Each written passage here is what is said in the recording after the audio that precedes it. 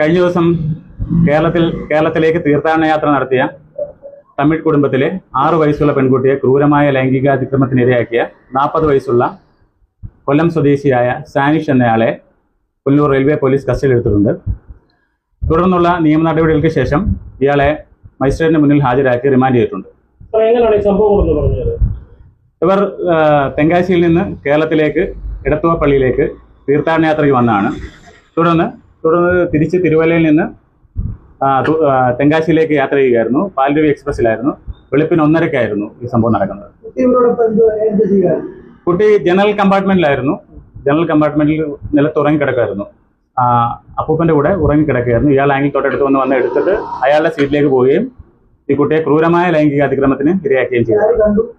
ഇത് തൊട്ടടുത്ത സീറ്റിൽ യാത്ര ചെയ്തിരുന്ന ഒരു സ്ത്രീ കണ്ടു. അവർ അത് ചിത്രീകരിക്കുകയും ചെയ്തിട്ടുണ്ടായിരുന്നു. അതെ, അങ്ങനെയാണ് പോലീസിലേക്ക് വിവരം അറിയിക്കുന്നതും പോലീസ് ആണെങ്കിൽ ഇയാളെ കസ്റ്റഡിക്കുകയും ചെയ്യുക. തീർച്ചയായിട്ടും ഇയാൾക്കാണെങ്കിൽ നേരത്തെയും 3 കേസുകളുണ്ട്. അല്ലല്ല, നമുക്ക് ഇതിലോട്ടും രജിസ്റ്റർ ഉള്ള കേസുകളെല്ലാം ഹർട്ട് കേസുകളാണ്.